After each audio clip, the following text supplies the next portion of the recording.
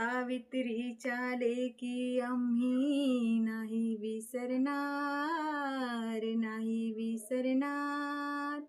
हातात पेन आमच्या वाढवली शान.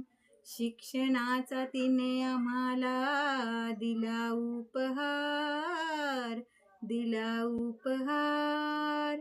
ज्योतिबा फुलेचा करू सत्कार.